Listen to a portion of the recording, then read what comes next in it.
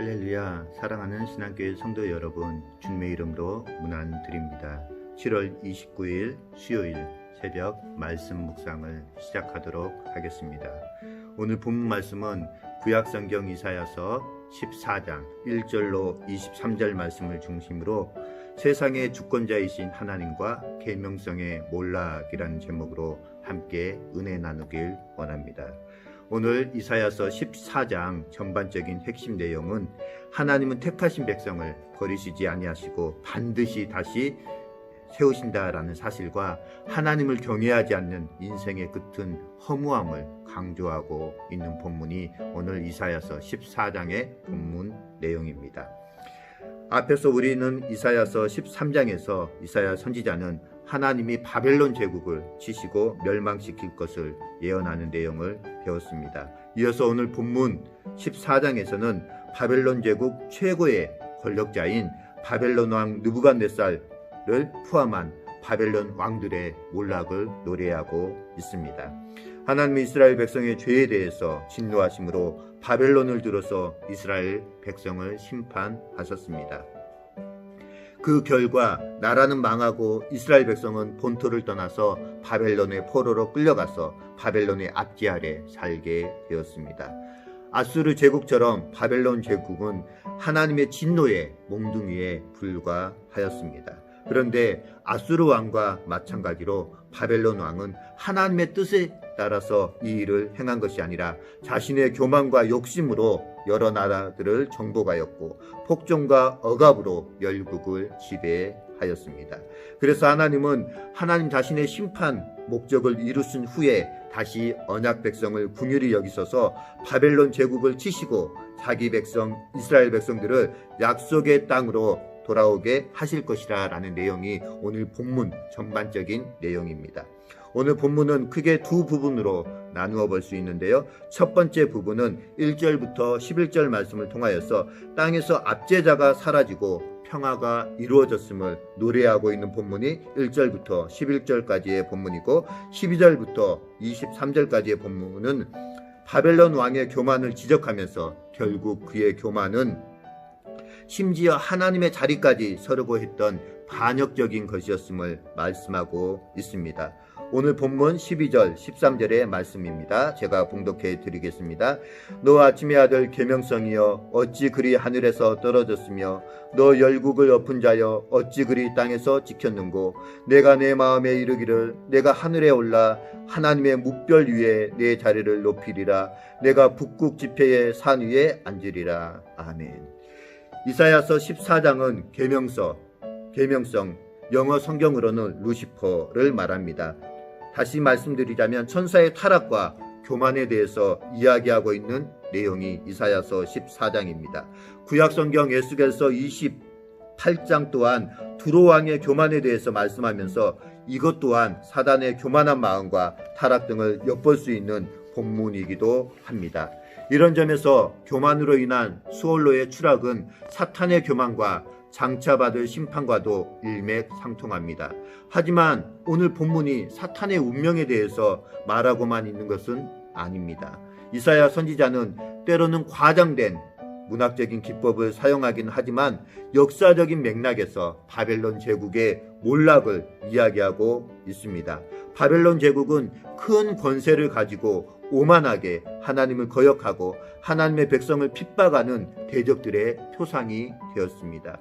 이사야 선지자 시대에는 아수르 제국이 이에 해당하였고 신약 시대에는 기독교를 박해하는 로마 제국이 이에 해당한다고 볼 수가 있습니다. 그러나 하나님은 그 모든 세력들을 다 와해시키시고 하나님의 백성들을 지키셨으며 지금도 그러하시고 앞으로도 그러하실 것이다 라고 약속하고 계십니다. 그렇다면 오늘 본문을 통해서 알 수 있는 하나님은 어떤 분이십니까? 먼저 하나님은 세상의 주권자가 되시는 하나님이십니다. 이스라엘 백성들이 비록 자신들의 죄와 타락으로 심판을 받아서 바벨론의 포로로 끌려갔지만 하나님은 다시 이스라엘 백성들에게 당신의 긍휼을 베풀어 주십니다. 하나님은 바벨론의 절대 권력을 무너뜨리시고 당신의 백성을 본국으로 귀환시키십니다. 한 나라의 회복과 멸망이 모두 살아계신 하나님 손에 달려있다라는 것을 의미합니다. 그래서 하나님께서는 역사의 주인공이 되시는 분이십니다. 두 번째로 하나님은 긍휼이 풍성하신 하나님이십니다. 하나님은 여전히 야곱에게 자비를 베풀기를 원하고 계십니다. 죄악의 도성 바벨론의 멸망은 곧 이스라엘 백성들에게 있어서는 구원과 해방을 의미하는 날이기도 합니다. 하나님이 이스라엘 포로들을 귀환시키기 전에 메대와 바사의 연합군에 의해서 바벨론 제국을 멸망시키셨습니다. 바벨론 제국의 멸망으로 포로들은 다시 본토로 돌아오게 됩니다. 하나님은 자기 백성들을 포로 생활에서 귀환시키시고 이들을 본토 예루살렘에 다시금 정착하게 하십니다. 고레스 왕의 귀한 칙령이 이에 해당됩니다. 구약성경 에스라 1장 1절의 말씀입니다. 제가 봉독해 드리겠습니다.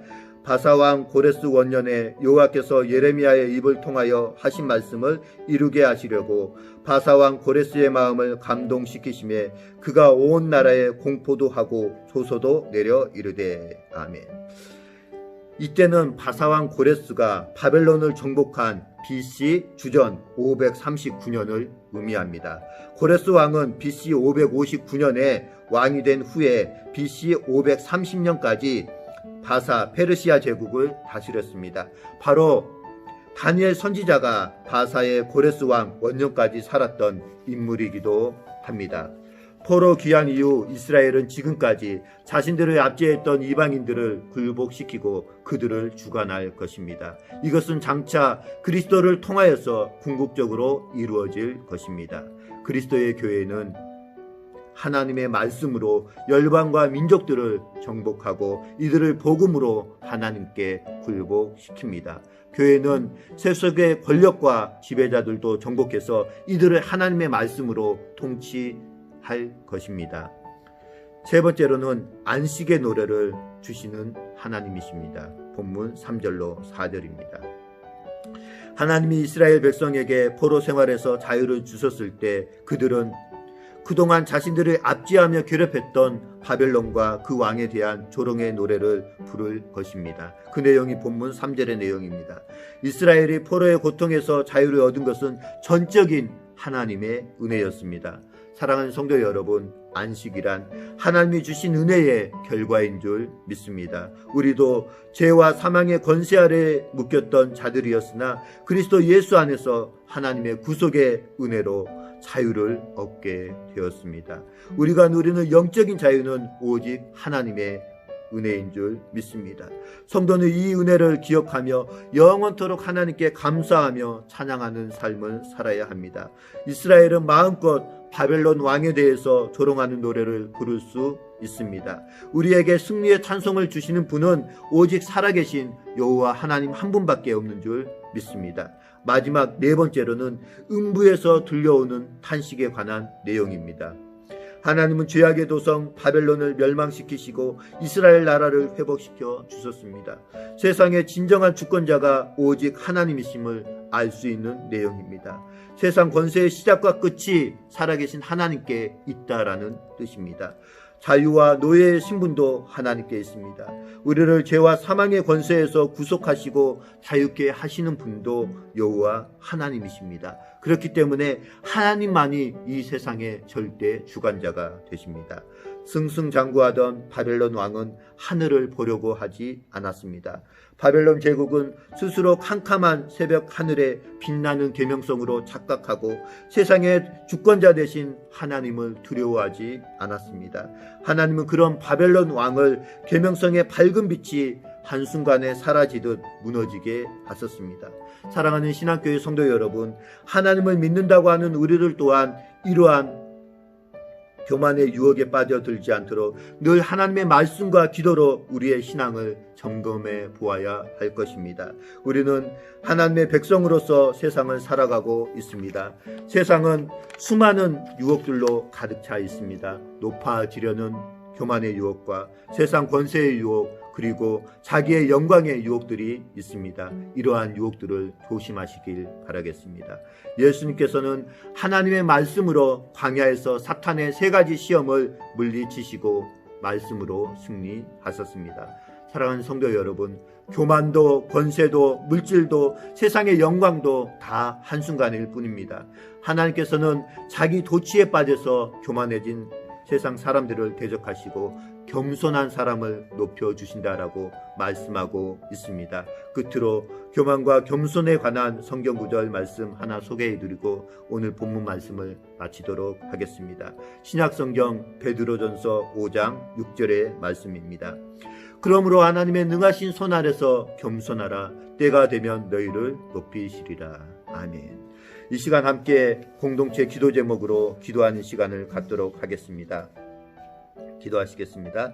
살아계신 하나님 아버지, 속히 사라질 이 땅의 영광이 아닌 참되고 영원한 하나님 나라의 소망을 두고 살아가게 하시고 교만과 자아도취, 세상 권력의 욕심에 우리의 마음을 빼앗기지 않도록 늘 하나님의 말씀과 기도로 충만한 삶을 살아가게 하시고 전능자 되시는 하나님의 능하신 손 아래에서 항상 겸손한 마음을 가지고 하나님을 경외하며 살아가게 하옵소서.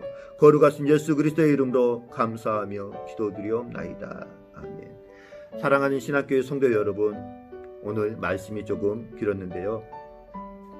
요즘 저 또한 이사야서 말씀을 묵상하고 촬영하면서 많은 은혜를 느끼고 다시 한번 이사야서를 공부하게 되는 좋은 기회가 된 것 같습니다. 사랑하는 신학교의 성도 여러분, 항상 건강하시고 다시 주의 몸된 교회에서 만날 날을 소망하며 오늘 이 하루도 주님 안에서 복된 하루가 되시길 주의 이름으로 축원드립니다. 사랑하는 신학교의 모든 성도 여러분, 사랑하고 축복합니다. 사랑합니다.